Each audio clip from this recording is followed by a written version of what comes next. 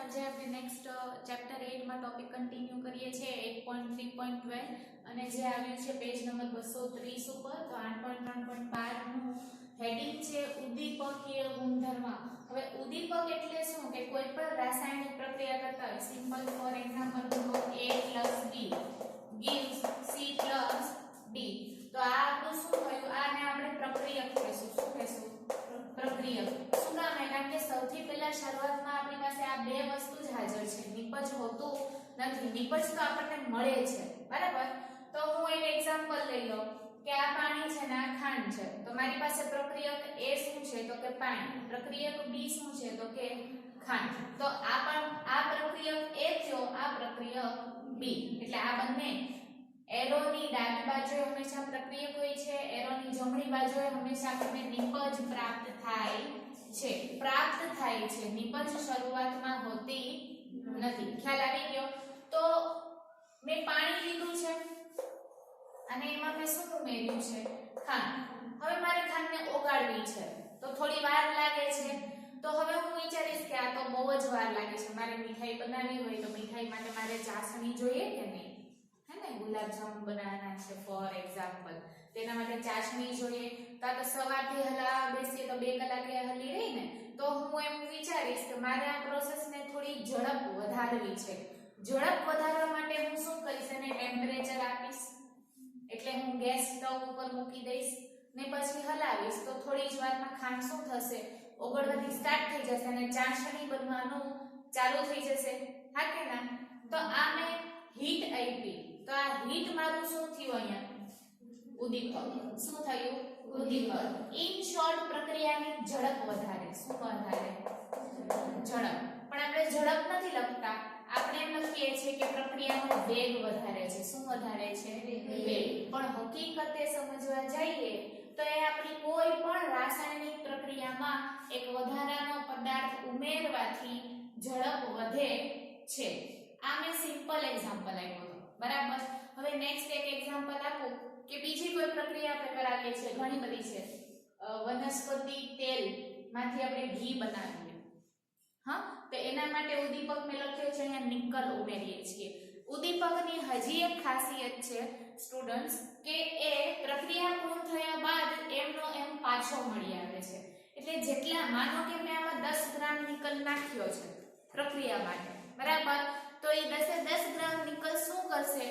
પ્રક્રિયામાં ભાગ લેતો નથી, માત્ર ને માત્ર પ્રક્રિયાને હેલ્પ કરે છે, એટલે કે એની ઝડપ વધારે છે, આપણો સમય બચાવે છે અને પ્રક્રિયા પૂર્ણ થયા બાદ આપણે જે કચરો નીકળતો હોય ને એમાં સાથે સાથે આપણને 10 ગ્રામ નિકલ જેમનો તેમ પાછો મળી જાય છે।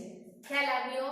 તો ઉદ્દીપક એટલે શું? તો કે નંબર 1 પ્રક્રિયાની ઝડપ વધારે છે, નંબર 2 પ્રક્રિયાનો વેગ વધારે છે, નંબર 3 સમય બચાવે છે। ખ્યાલ આવી ગયો? તો આને કહેવાય ઉદ્દીપક। હવે ઉદ્દીપકની ઓળખાણ મળી ગઈ। હવે આ ચેપ્ટરમાં ઉદ્દીપક સમજીએ। મેં આ લખ્યું છે કે સંક્રાંતિ ધાતુ આયન પ્રબળ ચુંબકીય ક્ષેત્ર ધરાવે છે। ખબર જ છે આપણને, હે ને? શું ધરાવે છે? પ્રબળ ચુંબકીય। ફોર એક્ઝામ્પલ મેં આ ધાતુ આયન લીધો। શું લીધો? ધાતુ આયન, એવું વિચારવા, બરાબર ને? આ એની સપાટીના શિખરો છે। આ શું છે?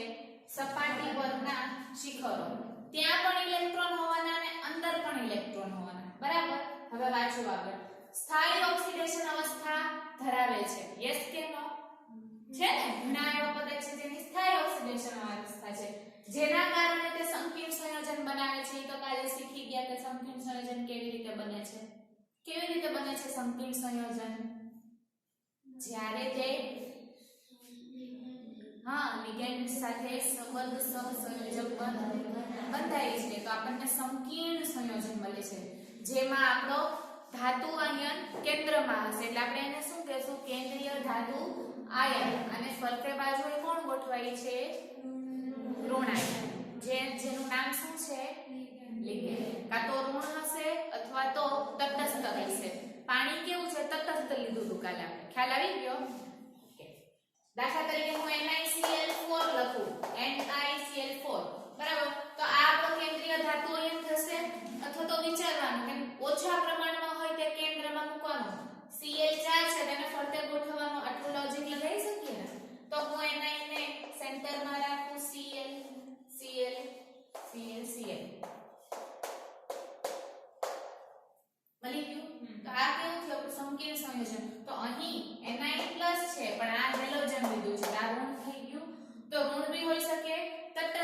હોઈ શકે, પણ આને આપણે લિગેન્ડ કહીએ છીએ અને આને આપણે મેટલ કહીએ છીએ. ખ્યાલ આવી ગયો? ઓકે, આમાં બી કામ લાગે છે. હવે ફર્સ્ટ પોઈન્ટ મેં શું લખ્યો છે કે ઉપસેલા શિખર બિંદુઓ ઈ કયા? આ ઉપસેલા શિખર બિંદુઓ એ શું કરે છે? પ્રક્રિયકને પોતાની તરફ આકર્ષે છે. શું કરે છે? પ્રક્રિયકને પોતાની તરફ આકર્ષે છે અને પરિણામે પ્રક્રિયાનો વેગ વધે છે, સક્રિયકરણ ઊર્જા ઘટે છે અને પ્રક્રિયકોની સાંદ્રતા વધે છે. બરાબર? ઘન અવસ્થામાં સપાટી પર અથવા તો કણો વ્યવસ્થિત ગોઠવાયેલા હોય છે સપાટી પર. ક્યાં? તો મેં શું કીધું? આ શિખર છે એ સપાટી છે. બરાબર? તો અહીં ઇલેક્ટ્રોન આવી રીતે ગોઠવાયેલા છે એક જ લાઈનમાં, ડિસિપ્લિનમાં. ખ્યાલ આવ્યો? પરંતુ જ્યારે આપણે આ જે ભાગ છે અહીંયા અવ્યવસ્થિત ગોઠવાયેલા છે. કેવી રીતે? સપાટી પર કેવા છે? વ્યવસ્થિત, અંદર અવ્યવસ્થિત. જો જ્યારે આપણે આની ચુંબકીય ચાક માત્રા ગણવા જઈએ તો આની ચુંબકીય ચાક માત્રા આપણને કંઈક મળશે, પણ આની ચુંબકીય ચાક માત્રા 0, કારણ કે એકબીજાને કેન્સલ આઉટ કરી નાખશે, નાબૂદ કરી નાખશે. ખ્યાલ આવ્યો? તો ચુંબકીય ચાક માત્રા કોને મળે છે? તો કે સપાટી પરના બિંદુઓની મળે છે. બરાબર? અથવા તો કણો બોલો કે બિંદુઓ બોલો, પરંતુ અંદરનું કેવું થઈ જાય? μ 0. જ્યાં કણો અવ્યવસ્થિત હોવાથી એકબીજાને નાબૂદ કરે છે અથવા તો કેન્સલ કરી નાખે છે. આ આપ્યું નથી, એક્સ્ટ્રા સમજૂતી માટે છે. બરાબર? આ ના લખો એક્ઝામમાં તો બી ચાલશે, સમજાવવા માટે કીધું છે. પણ પાછા ટોપિક ઉપર આવીએ તો અમુક ઉદ્દીપક એવા હોય છે કે જે પ્રક્રિયામાં ફર્સ્ટ પોઈન્ટ ભાગ લેતા નથી. પ્રક્રિયાની ઝડપ વધારે છે, પ્રક્રિયાનો વેગ વધારે છે, સક્રિયકરણ ઊર્જા ઘટાડે છે. કેમ ગયું આપણું સક્રિયકરણ ઊર્જા? ઓકે, આ કેવી રીતે? તો કે 11th માં એવું યાદ છે કે નથી?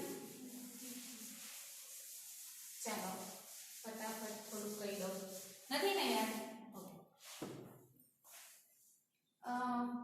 દાખલા તરીકે આપણે કોઈ પણ એક પ્રક્રિયા ચાલુ કરી છે તો મારી પાસે શું હશે? સૌથી પહેલા પ્રક્રિયક A હશે, પ્રક્રિયક B હશે ને? તો માનો કે મેં આ 50 ગ્રામ લીધું છે અને આ બી મેં 50 ગ્રામ લીધું છે. હા કે ના? પછી સમય જતા 50 ગ્રામ માંથી કેવું થશે? ઓછું થશે, કારણ કે વપરાવાનું ચાલુ થાય બંને વસ્તુ. તો હું અહીંયા કહું કે 30 ગ્રામ થયું, આ બી 30 ગ્રામ થયું, આ 10 ગ્રામ થયું, આ પણ 10 ગ્રામ થયું. છેલ્લે હું કહું કે 0. ચાલો આ 0 નું કારણ સમજાવો. કેમ કે સમય જતા પ્રક્રિયકોની સાંદ્રતા ઘટે છે અને ધીમે ધીમે વપરાવાનું ચાલુ થશે, એટલે કે પ્રક્રિયા કરવાનું ચાલુ થશે. તો એનું જે અલગ સાંદ્રતા કે અલગ અસ્તિત્વ હતું ને એ જતું રહેશે અને એ કેમાં ફેરવાય છે? તો કે એ સમય જતા નિપજ C અને D માં ફેરવાય છે. તો શરૂઆતમાં આપણી પાસે નિપજ છે નથી, તો એની સાંદ્રતા 0 લખવાની ને, કેમ કે છે જ નહીં આપણી પાસે. શરૂઆતમાં આપણી પાસે તો પ્રક્રિયક જ છે. આટલું સમજાણું? ઓકે. પછી ધીમે ધીમે નિપજ બનવાનું ચાલુ થાય, એટલે ચાસણી ઘાટી થવાનું ચાલુ થાય. અથવા તો આપણે ચા બનાવતા હોય તો શરૂઆતમાં દૂધ નાખીએ, ચાય પાવડર નાખીએ, ખાંડ નાખી શકીએ ને, હે ને? તો આપણે આમ નાખીએ તરત જ ચા બની જાય? ના બને ને, એને પ્રોસેસને ટાઈમ લાગે, કારણ કે એમાં ખાંડ ઓગળશે, પ્રક્રિયા થશે. ખ્યાલ આવે છે? અને નિપજ આપણી ચા હશે, પણ શરૂઆતમાં ચા હોતું નથી. ચાલો તો આની પછી આપણને થોડી વાર પછી 10% ચા બન્યો એવું દેખાય, થોડી વાર પછી 30% સાંદ્રતા વાળો ચા બન્યો એવું દેખાય, છેલ્લે આપણને 50% એટલે 50 ને 50 100% ચા મળી ગયો. તો આપણે ગેસ સ્ટોવ બંધ કરી દીધો. હવે આ મેં શું કામ સમજાવ્યું? હવે આનો એક આલેખ આવ્યો તો 11 માં બંનેનો અલગ અલગ ઇન્ડિવિડ્યુઅલ આલેખ આવ્યો. તો સૌથી પહેલા આપણે પ્રક્રિયક વર્સિસ ટાઈમનો આલેખ દોરીએ. પ્રક્રિયક કયા છે? A ને B. અહીંયા હું લખું સમય. ચાલે ને? ચાલો તો હું અહીંયા એમ કહી દઉં કે મેં અહીંયા સમય લખી નાખું છું. શરૂઆતમાં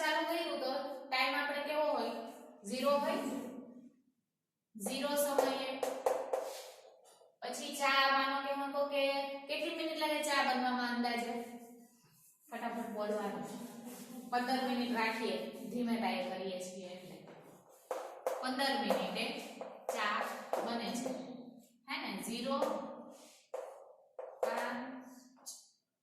10 તો આ થઈ ગયો આપણો સમય આ સમય હું ક્યાં લખીશ અહીંયા 0 5 મિનિટ પછી 10 મિનિટ પછી 15 મિનિટ પછી બરાબર હવે માત્ર ને માત્ર પ્રક્રિયક વાળું જોવાનું છે એટલે આ બોક્સ જોવાનું હે ને તમે હું કોઈ ભી એક લઈ લઉં છું કારણ કે બે ની વેલ્યુ સરખી જ છે તો હું દાખલા તરીકે એ લઈ લઉં છું તો શરૂઆતમાં 50 50 એટલે કે ઉપર કે નીચે સમય ક્યાં આવ્યો અહીંયા આવશે પ્રક્રિયક આવશે આ ચોક દેખાય છે અહીંયા પ્રક્રિયક લખવાનું નીચે સમય લખું છું 0 5 10 15 બરાબર પ્રક્રિયક કેવો છે આપણો 0 10 30 50 0 10 30 50 તો 0 સમયે 50 એ ચાલુ થાય છે 0 સમયે 50 5 મિનિટ પછી 30 તો 5 ઉપર ક્યાં આવ્યું અહીંયા 5 ને 30 તો અહીંયા એક હા કે ના પછી 10 એ 10 તો આ 10 ને આ 10 અહીંયા કરેક્ટ અને પછી 15 મિનિટે 0 તો 15 મિનિટે કેવું થાય છે હા 0 જ થાય છે પણ 0 થોડું ઉપર લખી નાખો બરાબર એટલે અહીંયા હવે આને જોઈન્ટ કરીએ ડોટ્સ ને તો કેવું આવશે આ ટાઈપનો ગ્રાફ આવે આવો ખ્યાલ આવી ગયો આ પ્રક્રિયક વાળો હવે હું અહીંયા કયો દોરું નિપજ ને અહીંયા સમય 0 5 10 15 0 5 10 15 આ બાજુએ જોવાનું ને 0 એ 0 તો અહીંયા પોઈન્ટ આ 0 આ 0 અહીંયા પોઈન્ટ પછી 10 એ 10 હે ને 5 એ 10 ઓકે સમય 5 લખવામાં ભૂલ કઈ છે અહીંયા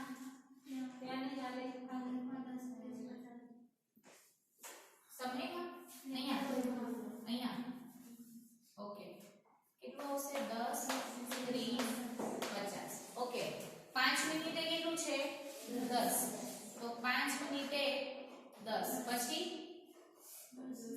10 મિનિટે 30 અને 15 મિનિટે 50 તો આ આલેખ કેવો થયો આવો ખ્યાલ આવે છે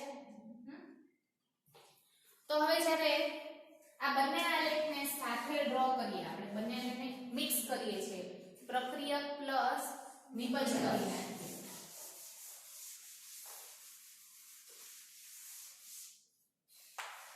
તો 11th માં તમને આવો આવ્યો હતો અને અહીંયા લખ્યું હતું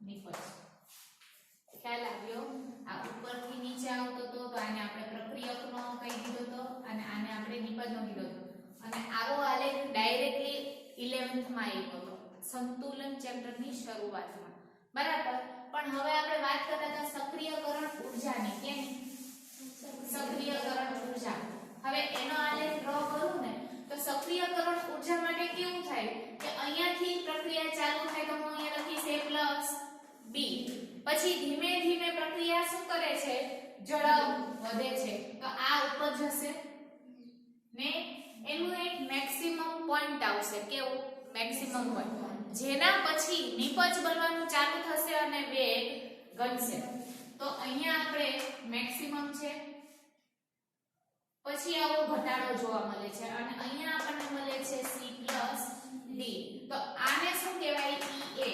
સક્રિયકરણ ઊર્જા મેક્સિમમ હોય છે. કેવી હોય છે? મેક્સિમમ. એટલે હવે આમાં સાંદ્રતાની વાત કરું. ફર્સ્ટ બેન્ચ નીલમ, A અને B ની સાંદ્રતા શરૂઆતમાં છે, બરાબર ને? પછી એક પોઈન્ટ એવો આવશે કે પછી પ્રક્રિયકની ખુદની સાંદ્રતા જતી રહેશે અને કેમાં ફેરવાનું ચાલુ થાય? નિપજમાં. તો નિપજની સાંદ્રતા બનવા લાગશે. ખ્યાલ આવ્યો? તો અહીંયા જે સક્રિયકરણ ઊર્જા એક પોઈન્ટે વધી જાય છે એમાં ઘટાડો થાય. ઈ ઘટે એટલે સમજવાનું કે નિપજ બનવા લાગી. શું થયું? નિપજ બનવા લાગી. એટલા માટે અહીંયા શું લખ્યું છે મેં? સક્રિયકરણ ઊર્જા ઘટે છે. ખ્યાલ આવ્યો? અને આ પોઈન્ટે પહોંચે ને પછી પ્રક્રિયા સ્ટોપ થાય, થોડી ધીમી પડી જાય. તો આપણે એમાં શું કરવું પડે? આ પોઈન્ટે આપણે એમાં શું ઉમેરવું પડે? ઉદ્દીપક ઉમેરવો પડે. તો ઉદ્દીપક ઉમેરશું તો એ શું કરશે? આ ગ્રાફને ધક્કો મારે છે, પ્રક્રિયાને આગળ વધવા માટે પ્રેરિત કરે છે અને પરિણામે આપણને નિપજ મળે છે. ખ્યાલ આવ્યો? તો જ્યારે સક્રિયકરણ ઊર્જા ઘટી જાય છે ને તો ત્યારે કોણ કામ લાગે છે આપણને? ઉદ્દીપક. ટૂંકમાં ઉદ્દીપક સમજાણું? શું લખવાનું ઉદ્દીપક પૂછાય તો? નંબર 1 શું લખવાનું? પ્રક્રિયામાં પ્રક્રિયાની ઝડપ વધારે છે, પ્રક્રિયાનો વેગ વધે છે, સક્રિયકરણ ઊર્જા ઘટાડે છે, પ્રક્રિયકની સાંદ્રતા ઘટે છે, નિપજની સાંદ્રતા વધે છે. ખ્યાલ આવી ગયો? અને પ્રક્રિયામાં ભાગ લેતો નથી. પ્રક્રિયા પૂર્ણ થયા બાદ જેમનો તેમ પાછો મળે છે. તો અહીંયા જે ખાસ MCQ માં પૂછાય ને એક્ઝામ્પલ આપેલા છે. હા, MCQ માં પૂછાય છે કે વનસ્પતિ તેલમાંથી ઘી પ્રાપ્ત કરવું હોય તો કયું? તો કે નિકલ ટિક કરવાનું, બરાબર? પછી સંપર્ક પ્રક્રમમાં, આ સંપર્ક પ્રક્રિયામાં કયો યુઝ થાય છે? તો કે વેનેડિયમ પેન્ટોક્સાઇડ V2O5. પેન્ટ એટલે 5, પેન્ટોક્સાઇડ વેનેડિયમ યાદ રાખવાનું. હા, V2O5 ટિક કરવાનું. પછી છે હેબર પ્રક્રમમાં આવશે. હા, હેબર પ્રક્રમમાં કોણ? આયરન, બરાબર? Fe ટિક કરવાનું. અને હાઇડ્રોજનીકરણ પ્રક્રિયામાં પણ નિકલ, બરાબર? તો 4 MCQ માં પૂછાય છે. 4 માંથી કોઈ બી એક મોસ્ટ ઓફ હોય છે, બરાબર? અને નેક્સ્ટ ટોપિક જોઈએ આપણે.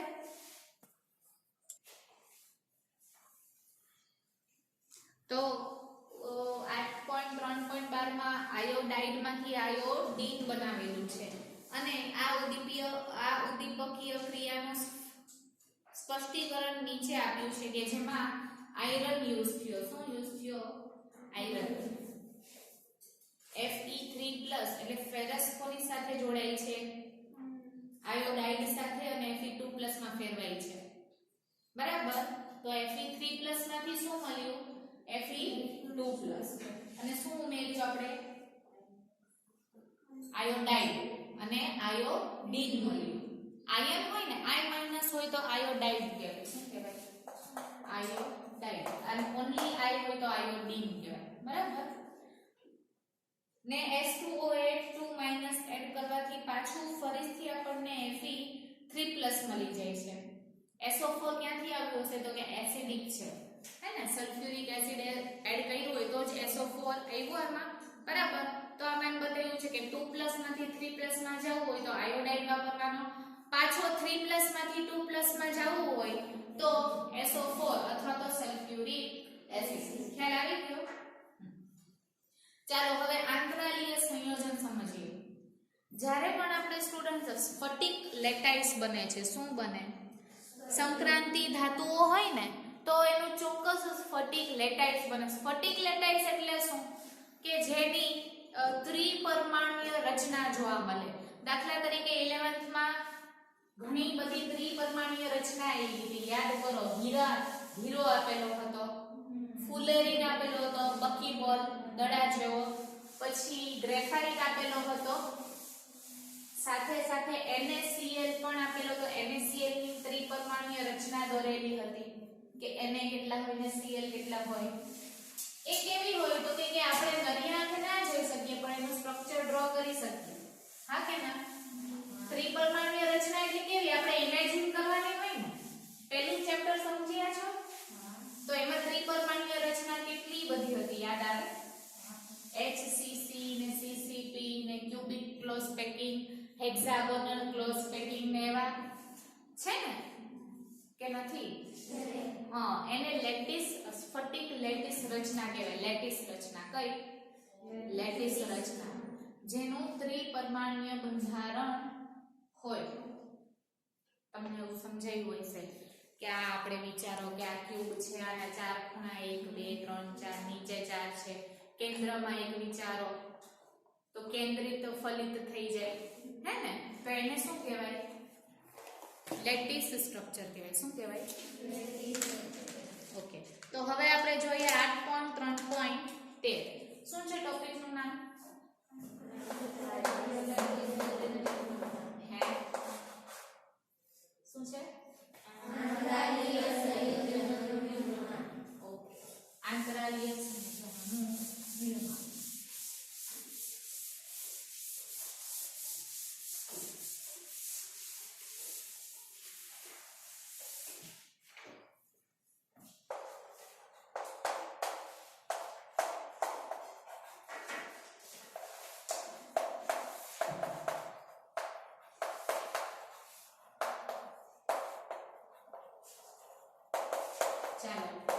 આંતરાલીય સંયોજનનું નિર્માણ માટે આપણે હું A વાળું દોરું છું અને B ટાઈપનું દોરું છું આ ક્યાં હતું પહેલા ચેપ્ટરમાં હતું ચેપ્ટર નંબર 1 હતું આપણે A ટાઈપ અને B ટાઈપ કહેતા હતા કે આને હું A ટાઈપ કહી દઉં આને B ટાઈપ કહી દઉં પાછું કયું આવશે A ચાલો હવે A નથી ડ્રો કરતી બરાબર પણ આ થઈ ગયું આપણું સ્ફટિક લેટાઇસ શું કહેવાય આને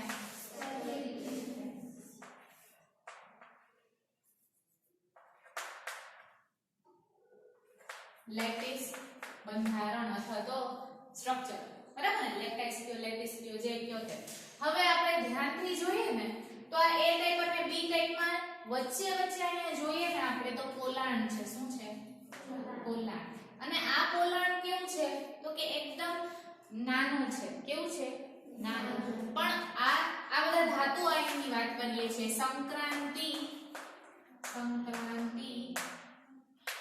ધાતુ આયનોની વાત થાય છે બરાબર તો જ્યારે એની રચના થાય છે તો મિક્સ્ડ ધાતુ બનાવીએ છીએ આપણે કે ગોલ્ડ અને કોપર મિક્સ કરીએ છીએ તો મિક્સ્ડ ધાતુ ઉપયોગમાં લેવા માટે બરાબર ને તો જ્યારે એની લેટિસ રચના હોય સ્ટુડન્ટ્સ તેમાં વચ્ચે વચ્ચે શું રહી જાય છે પોલાણ રહી જાય છે શું રહી જાય તો આ જે યલો કલરનું મેં ડ્રો કર્યું છે એ શું છે પોલાણ તો હવે આપણી પાસે અમુક એવા નાના કદના તત્વો છે જે આવીના સ્થાનને ગ્રહણ કરે છે અહીંયા બેસી જાય છે તો કયા કયા છે તો કે H C D N ચાર છે યાદ રાખવાના આંતરાલીય સંયોજન એટલે શું તો કે સંક્રાંતિ ધાતુ આયનના લેટિસ રચનામાં પોલાણ હોય છે જે ખૂબ જ સૂક્ષ્મ અથવા તો કદમાં નાનું હોય છે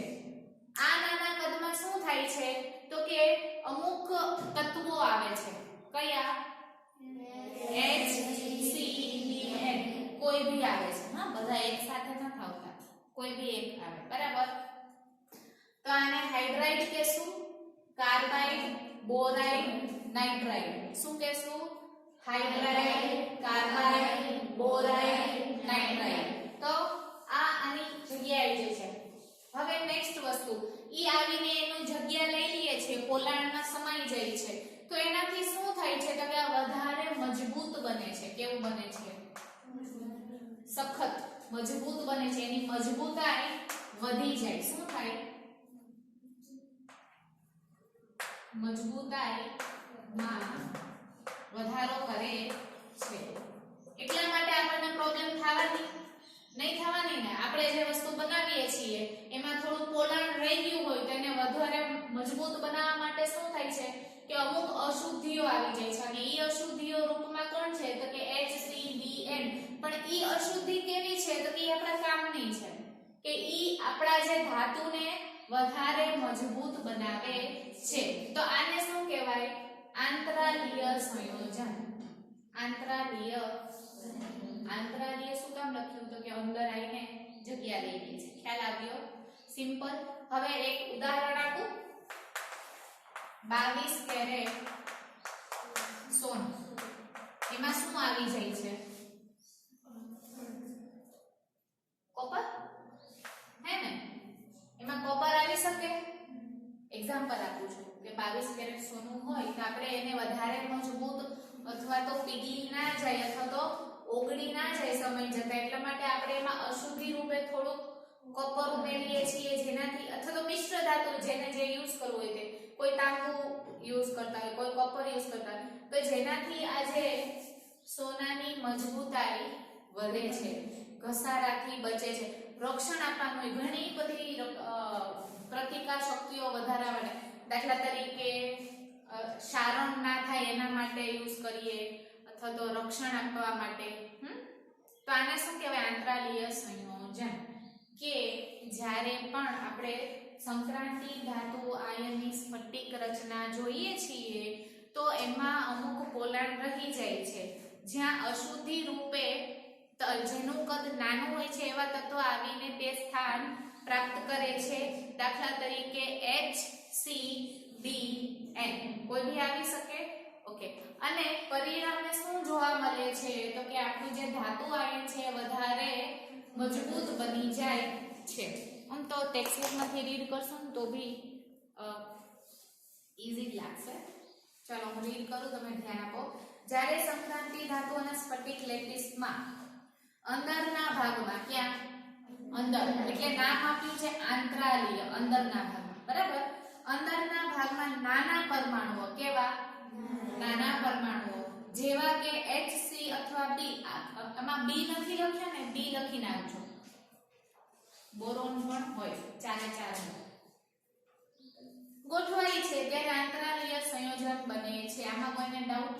આંતરાલીય સંયોજન કેમ બને છે સમજી ગયું ને? કે સંકીર્ણ સંયોજન બના સંક્રાંતિ ધાતુનું સ્ફટિક લેટેક્સની અંદર નાના પરમાણુઓ આવીને ગોઠવાઈ જાય છે. સામાન્ય રીતે તેઓ બિન તત્વયોમિતીય હોય છે. બિન તત્વયોમિતીય એટલે નથી કે એટલે કે નથી આયનીય બંધ બનાવતા કે નથી સહસંયોજક. એ ખાલી સ્ટુડન્ટ્સ અહીંયા જગ્યા પર બેસે જ છે. એને અને આ ધાતુ આયનને કોઈ લેવા દેવા નથી, એટલે કે કોઈ બંધ નથી બનાવતા, બંધની રચના નથી થતી, એટલા માટે આપણે નામ આપ્યું છે બિન તત્વયોમિતીય, એટલે કે નથી બંધ બનતો, ખાલી એ બેસે છે. ઇલેક્ટ્રોનની લેતી દેતી નથી કરતા, ઇલેક્ટ્રોન આપીને અથવા તો ભાગીદારી કરીને બંધ બનાવતા નથી. એનું કામ શું છે? તો કે આવીને તે પોલાણને પૂરી દેવું. ખ્યાલ આવી ગયો? ઉદાહરણ અંડરલાઈન કરી નાખીએ. TiC Mn4n Fe3H VH 0.56 શું કામ લખ્યું? કારણ કે એકદમ ઓછી માત્રામાં હોય છે, હને? જેટલા ધાતુ આયન છે ને એટલી જ માત્રામાં નહીં, કારણ કે કદ બહુ નાનું હોય ને તો વપરાશ કેટલો છે? ઓછું જોઈએ ને. TiH 1.7 વગેરે દર્શાવે સૂત્રો. આ સૂત્રો પણ ક્યારેક MCQ રૂપમાં પૂછાય છે કે નીચેનામાંથી આંતરાલીય સંયોજન કયું છે, તો તમારે ટીક કરવાનું. તેમાં શું હોવું જોઈએ? HCDN વાળું કોઈ બી ટીક કરવાનું. ખ્યાલ આવ્યો? આના સિવાયના નહીં. સામાન્ય ઓક્સિડેશન અવસ્થા ધરાવતા નથી. તેમના સંઘટનના સભાના કારણે આ સંયોજનોને આંતરાલીય સંયોજન કહેવાય છે.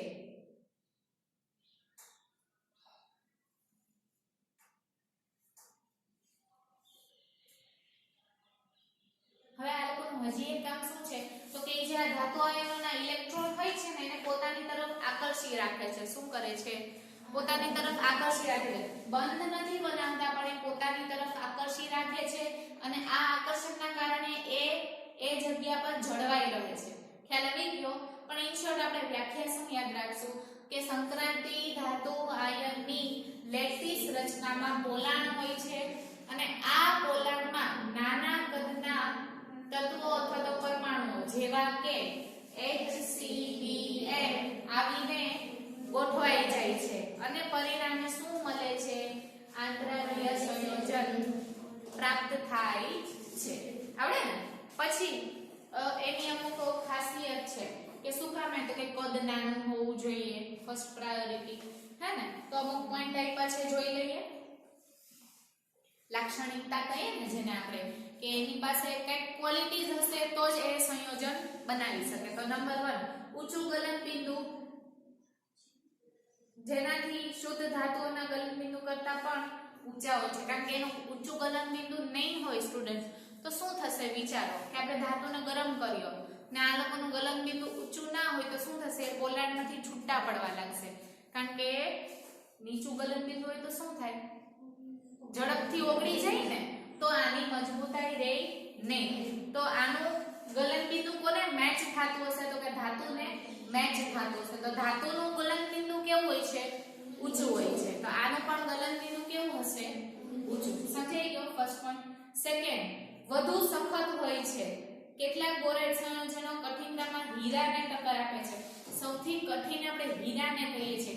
હીરાને આપણે છે ને ઘસીએ છીએ, ઘસીને આપણે એને આકાર આપીએ છીએ. ક્યારેય પણ આપણે હીરાને બ્રેક કરશું ને હેમરથી તો હીરો તૂટતો નથી. કારણ કે એ કેવો છે?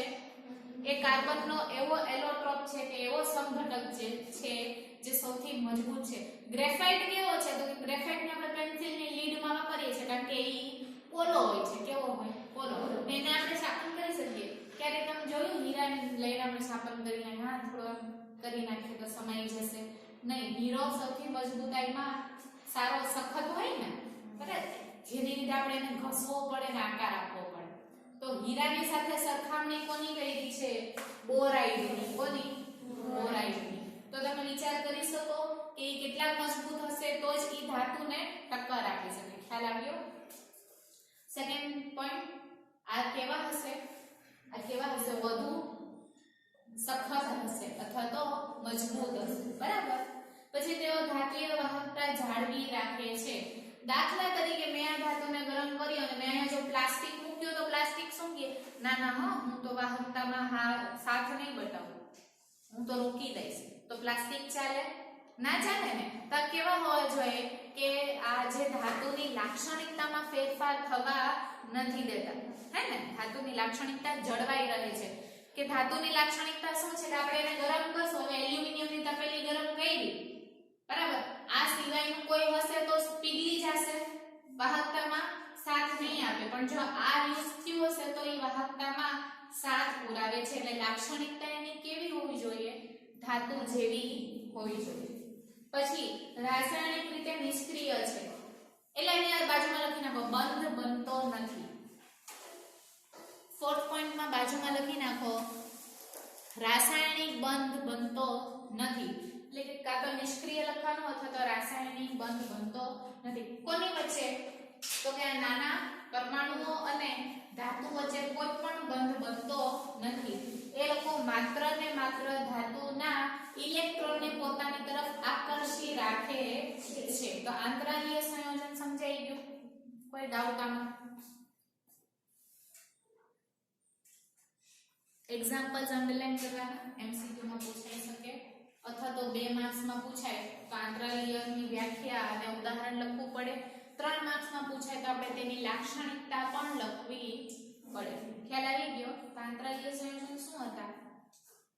સંક્રાંતિ ધાતુ આયન ની લેટિસ રચનામાં શું હોય છે? પોલાણ હોય છે. ત્યાં નાના કદના પરમાણુઓ જેવા કે H, C, D અને N આવીને ગોઠવાઈ જાય છે. આને શું બન્યું કહેવાય? આવડી ગયું ને? એક્ઝામ્પલ માટે બનાવો, બરાબર? પછી નેક્સ્ટ વાળું છે મિશ્ર ધાતુ. મિશ્ર ધાતુ એટલે તો ખબર જ છે આપણને. મિશ્ર ધાતુ એટલે શું? બે ધાતુને એક કરતા વધારે ધાતુને મિક્સ કરવામાં આવે એને મિશ્ર ધાતુ કહેવાય. તેની વ્યાખ્યા ના લખું તો ચાલે ને? એક કરતા વધારે ધાતુનો ઉપયોગ કરીને કોઈ વસ્તુ બનાવવામાં આવે તો આપણે એને મિશ્ર ધાતુ કહેશું. હવે આપણે વિચાર કરીએ કે કે મિક્સ્ડ ધાતુ બનવાનો શું મતલબ, તો કે મિક્સ્ડ ધાતુ બનાવીએ ને તો વધારે ધાતુઓ મળી જાય આપણને વાપરવા માટે અને એની લાક્ષણિકતા પ્રમાણે આપણે એને વાપરી શકીએ. હવે ચમક હોય તો ચમક પ્રમાણે આપણે એને યુઝ કરીએ. પછી અમુક ધાતુની લાક્ષણિકતા હોય કે કઠણ છે તો એને મજબૂતાઈમાં આપણે વાપરી શકીએ કે જ્યાં મજબૂત વસ્તુ બનાવવાની હોય ત્યારે આપણે માનો કે આ બેન્ચીસ છે તો લોખંડની છે તો લોખંડ કેવું છે સ્વભાવે મજબૂત, તો એને આપણે એ પ્રમાણે ઉપયોગ કર્યો, બરાબર ને. પછી અમુક ધાતુ એવો હોય કે જેને આપણે સરસ મજાનો આકાર આપી શકીએ, એમાં આપણે ડિઝાઇન ડ્રો કરી શકીએ. તો સોનું છે, ચાંદી છે, પ્લેટિનમ છે, એ ધાતુ કેવા છે કે એની સરસ ડિઝાઇન બનીને આપણે એના ઘરેણા બનાવીએ છીએ, હા કે ના. પછી અમુક એવા હોય કે રણકાર આપે, અવાજ સરસ આપે, તો આપણે મંદિરમાં પેલી ઘંટી હોય છે અથવા તો મંદિરમાં જાય તો બેલ હોય છે, બરાબર ને, ડોંગ હોય છે, તો એ શું આપે છે, રણકાર વાળું. પણ આપણે શું કામ મિશ્ર ધાતુ બનાવ્યું છે કે એક જ ધાતુમાં બધી જ લાક્ષણિકતા હોતી નથી. તો જ્યારે આપણે કંઈક સારી ક્વોલિટીનું બનાવવું હોય તો આપણે અમુક ધાતુ પસંદ કરીને એને મિક્સ કરીએ છીએ, જેનાથી આપણી પાસે જે પ્રોડક્ટ એટલે કે નિપજ આવે છે એને આપણે વધારે સારી રીતે એક કરતા વધારે યુઝ કરી શકીએ. વાપરવા જોઈએ તો કેટલું બધું ધાતુ વપરાય છે. કારના એન્જિનમાં વપરાય છે, સ્ટીમરમાં, પ્લેનમાં, પછી મોટી મોટી બોટ્સ હોય એના પેડલ એવા હોય છે કે જે ક્ષારણ પ્રતિકારક હોય છે, તો પાણીમાં ફરે તો બી ક્ષાર નથી લાગતો. કેવા પ્રતિકારક? કોરોઝનને શું કહેવાય? કાટ નથી લાગતો, હે ને, કટાતા નથી. પછી અમુક વાસણ આપણે બનાવીએ છીએ સ્ટીલના, એલ્યુમિનિયમના, એ બધા જ ધાતુ છે ને, હા કે ના? હા. ઓકે, તો આ કહેવાય મિક્સ્ડ ધાતુ. હવે આમાં કઈ સમજાવવું મારે? ચલો ધ્યાન આપો, હું બોલું છું. ધાતુમાં સખ્તાઈ, ઘસારાનો પ્રતિકાર, એ ટેક્સ્ટબુકમાં નથી, હું વાંચું છું. ધાતુમાં સખ્તાઈ, ઘસારાનો પ્રતિકાર, ક્ષારણ પ્રતિકાર, તણાવપણાનો ગુણધર્મ વગેરે કોઈ એક ધાતુમાં હોતો નથી. માટે એક કરતા વધારે ધાતુને મિક્સ કરવામાં આવે તેને મિશ્ર ધાતુ કહે છે. ઓકે, હવે અત્યારે તમારી બુકમાં નથી પણ યુંગ અને રોથરીએ 3 નિયમ આપ્યા હતા. ની એવરી યર 3 માર્ક્સમાં પૂછાતું હતું, બરાબર. તો આમાં તો એક જ નિયમ આપેલો છે તમારી બુકમાં, પણ 3 નિયમ હતા. આપણે ડિસ્કસ કરી લઈએ, કદાચ એમસીક્યુ માં કેમ આવી જાય તો. હ્યુમ અને રોથરી નામના વૈજ્ઞાનિકો હતા.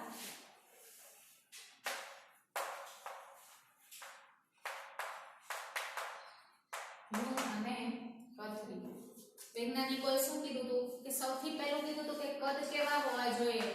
સમાન હોવા જોઈએ. ખ્યાલ આવે છે? જે પણ ધાતુઓ મિક્સ કરો છો એના કદ કેવા હોવા જોઈએ? સમાન, બરાબર. પછી નેક્સ્ટ પોઈન્ટ મારે ખ્યાલથી આપેલો જ છે, તમે અંડરલાઈન કરી નાખો, ટેક્સ્ટબુકમાં આપ્યો છે. ત્રિજ્યા વચ્ચે 15% કરતા વધુ તફાવત ન હોવો જોઈએ. તો એ ચોથી લાઈન છે, ધાતુએ ત્રિજ્યાઓમાં 15% થી ઓછો તફાવત હોય. કર્યું અંડરલાઈન? 15% થી ઓછો તફાવત. હું એક્ઝામ્પલ લખું છું બોર્ડ ઉપર સેકન્ડમાં. એક્ઝામ્પલ કયો લઈએ આપણે? ઉદાહરણ લઉં છું 22 કેરેટ ગોલ્ડ.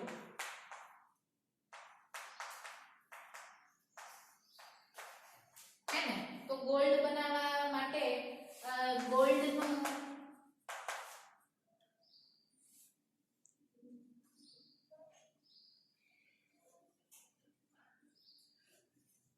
કદ છે 134 pm અને એમાં કોપર યુઝ થાય છે જેનું પરમાણ્વીય કદ કેટલું છે? 117 pm. તો આનો જ્યારે તફાવત લેવામાં આવે, બરાબર, તફાવત લેવામાં આવે તો ટકાવારી થાય છે 14.5%. તો બીજો નિયમ શું કહેતો હતો કે તેની ત્રિજ્યા કેના કરતા ઓછી હોવી જોઈએ? 15% થી ઓછી. તો આપણે જ્યારે 22 કેરેટ સોનું બનાવીએ છીએ તો ગોલ્ડનું પરમાણ્વીય કદ 134 પિકોમીટર છે, કોપરનું પરમાણ્વીય કદ કેટલું છે? 117 પિકોમીટર. તો આ બંનેનો તફાવત લઈએ છીએ તો 14.5. તો આ આપણી લાક્ષણિકતામાં ફિટ બેસે છે કે આ ની ત્રિજ્યા કેવી છે? 15% થી ઓછી. તો આ સેકન્ડ પોઈન્ટ સમજાઈ ગયો. પણ છે એક જ સમૂહના હોવા જોઈએ, સેમ સમૂહના હોવા જોઈએ. ઓબ્વિયસલી બધા ધાતુઓ કેવા મૂક્યા છે આપણે? ડી કક્ષકમાં મૂક્યા જ ને, તો સમૂહ કયો થયો? ડી, વિભાગ ડી થયો ને, તો સરખા જ સમૂહના હોવા જોઈએ ને. શું કામ? તો કે D1 થી લઈને D10 બરાબર, એટલે કે સરખી કક્ષક હોવી જોઈએ. સમૂહ શું લખું? એક જ સમૂહના હોવા જોઈએ. લખી નાખો, એક જ સમૂહના હોવા જોઈએ. જેનાથી શું થશે કે ઇલેક્ટ્રોનની જે આપલે જે છે એ લોકો તો કરશે ને ઇલેક્ટ્રોનની આપલે, તો એ છેલ્લી કક્ષકના ઇલેક્ટ્રોન રચના સમાન હોવી જોઈએ, રાસાયણિક ગુણધર્મ સમાન હોવો જોઈએ. કોઈ પણ ધાતુનું ઉદાહરણ લેશો તો એનો ઇલેક્ટ્રોન ક્યાં જોવામાં આવશે? તો કે ડી કક્ષકમાં જ આપણે ધ્યાન આપશું ને કે કેટલા ઇલેક્ટ્રોન છે, તો એની ઇલેક્ટ્રોનીય રચનામાં સમાનતા હોવી જોઈએ. તો જ્યારે એક જ સમૂહના હશે તો જ આ વસ્તુ પોસિબલ છે ને. ઓકે, તો એક જ સમૂહના હોવા જોઈએ, છેલ્લી કક્ષકના ઇલેક્ટ્રોન રચના સમાન હોવી જોઈએ. ઇલેક્ટ્રોનીય રચના સમાન સમાન લખી છે,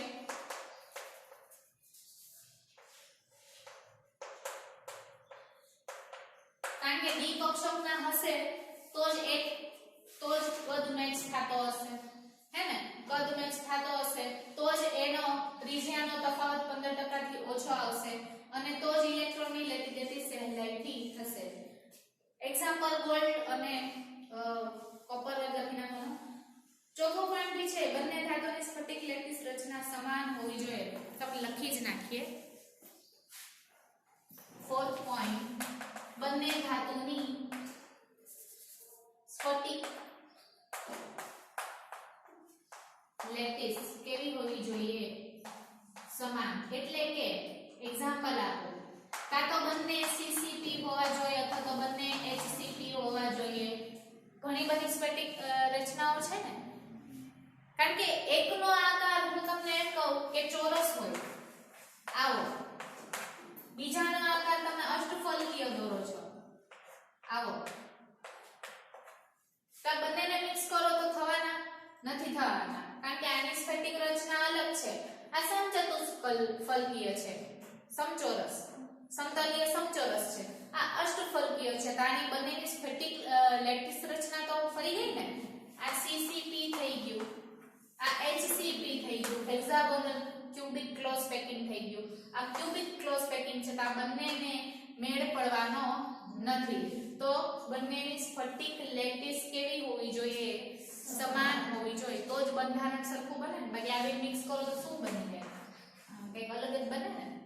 ઓકે, ફરીથી હ્યુમ અને રોથરીના નિયમનું રિવિઝન કરી લઈએ. સૌથી પહેલા કદ કેવું હોવું જોઈએ? સમાન. પછી તેમની ત્રિજ્યા 15% થી ઓછો તફાવત હોવો જોઈએ. ત્રિજ્યા 15% થી ઓછી નહીં, હા, તફાવત.